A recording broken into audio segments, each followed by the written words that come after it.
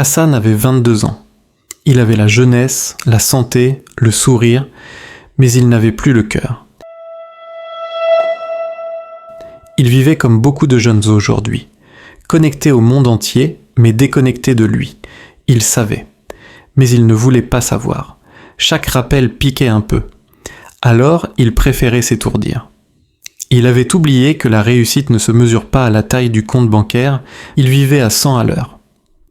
Entre les sorties nocturnes, les plaisirs éphémères et l'oubli volontaire de ses prières, Hassan avait choisi un monde qui brillait, mais qui ne l'éclairait pas. Son cœur, pourtant, ressentait parfois un vide, un silence assourdissant entre deux éclats de rire, un poids discret lorsqu'il croisait l'appel à la prière sans y prêter attention. Mais il fuyait, encore et encore. Il vivait à 100 à l'heure. Sorties, musique, amis, et un cœur de plus en plus loin d'Allah. Chez lui, l'ambiance était tendue. Son père, un homme pieux, essayait de lui parler, de le ramener, mais chaque discussion finissait en dispute. Hassan n'avait pas toujours été comme ça, mais un jour, il a plongé.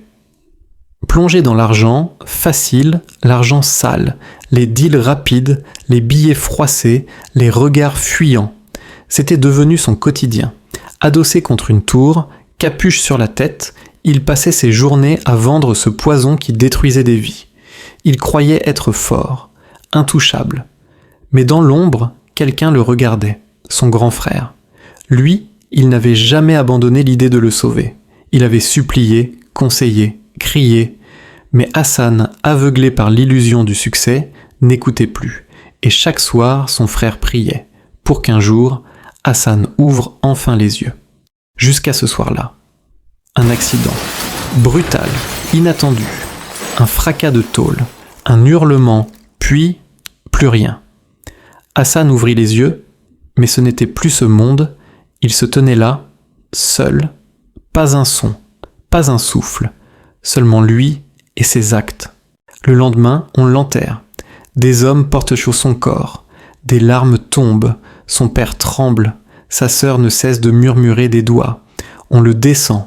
On le couche sur le côté droit et on referme la terre. Il est seul maintenant. Plus de téléphone, plus de musique, plus d'échappatoire. Seulement ses actes et le jugement. La terre est refermée. Les pas des vivants s'éloignent. Le silence s'installe. Froid, absolu. Hassan est seul. Soudain, la terre tremble légèrement. Hassan, qui est ton Seigneur? Quelle est ta religion? Et que dis-tu de l'homme qui vous a été envoyé? Tu ne le savais pas, tu n'as pas cru, tu n'as pas obéi.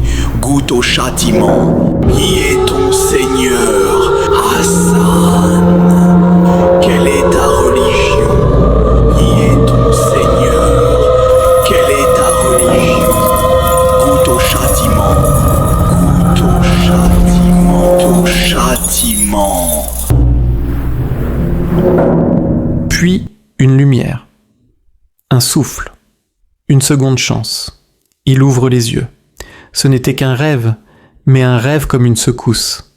Car Allah, dans sa sagesse, donne des signes, parfois doux, parfois violents, pour réveiller les cœurs avant qu'il ne soit trop tard.